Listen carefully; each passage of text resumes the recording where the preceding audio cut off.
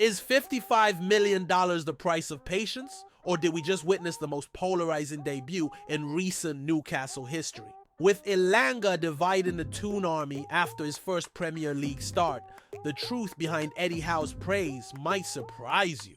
What's up, Toon Army?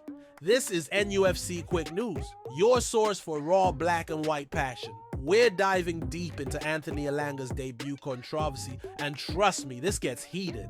Let's get into it. Saturday at Villa Park wasn't just another goalless draw. It was Anthony Elanga's moment of truth. 2 minutes into his Newcastle debut, our $55 million man came agonizingly close to the perfect start, nearly finding the net in what would have been a fairy tale opening. But here's what the mainstream media won't tell you. The Toon Army is split right down the middle on what they witnessed. Eddie Howe called Elanga's performance very good after the match. But walk through the Gallowgate end, scroll through social media, and you'll hear a completely different story. One fan didn't hold back. This opening 30 minutes from Elanga has to be up there with the worst I've seen. Harsh? Maybe. But it gets the blood pumping, doesn't it? What do you make of fans already comparing him to Gabriel Obertan after one game? Is that fair, or are we being too harsh on our newest signing? Let's break down what actually happened at Villa Park, because the narrative is everything. Elanga showed flashes of that pace and trickery that had Spanish media calling him a nightmare for Atletico Madrid's defenders just weeks ago. Remember that preseason performance? The same player who scored against Arsenal in Singapore was suddenly struggling to beat Villa's backline. But here's the thing about modern football that drives me mental. We judge players on 90 minutes when their entire career should be the measuring stick. Elanga created Anthony Gordon's best chance of the game, the one that led to Ezri Konsa's red card. Without that moment of quality, we're looking at a completely different match narrative. Are we expecting too much too soon from a player who's our first major signing in almost 2 years? Or should $55 million guarantee instant impact regardless of circumstances? The criticism has been brutal, and I mean brutal. He reminded me of Obertan, no final product, tangled up in his own feet, wrote one supporter. Another added, he's good when he's got acres of space on the counter, but would never have the quality to break down the low block. These aren't casual observations. These are fans questioning whether we've made a massive mistake. If you're getting heated reading these reactions, smash that like button, because this is exactly the kind of honest discussion the Toon Army deserves. We don't sugarcoat anything here, but let's flip the script for a moment. What if the fans are wrong? Villa Park has been our kryptonite for years. Since promotion, we've struggled to create meaningful chances there, and expecting any winger to single-handedly change that dynamic in their first Premier League start might be unrealistic. Elanga's work rate was exceptional. His pressing disrupted Villa's rhythm, and his pace stretched their defense in ways we haven't seen consistently since Alain Saint-Maximin's prime. Here's what the critics are missing: Elanga's movement patterns. Watch the replay of Gordon's chance. Elanga doesn't just pass the ball. He creates the space with his run, draws two defenders, and delivers at the perfect moment. That's not luck, that's intelligence. Is patient development becoming a lost art in modern football? Or should every signing hit the ground sprinting from minute one? Eddie Howe's post-match comments reveal everything about his management philosophy.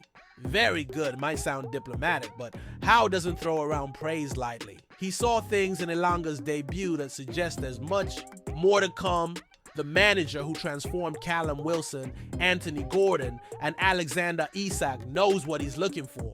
Don't forget, Elanga chose Newcastle specifically to work with Howe. In his first interview, he cited the manager as a key factor in his decision.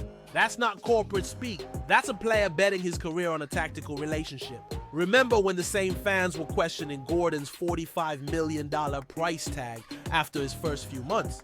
How did that turn out? The elephant in the room is expectation management. We've been starving for quality on that right wing since Murphy's exceptional season, and desperation can cloud judgment. Elanga isn't here to be the finished product. He's here to become one under Howe's guidance. His dribbling statistics from Nottingham Forest were elite level. His pace is undeniable. His work rate at Villa Park was exceptional.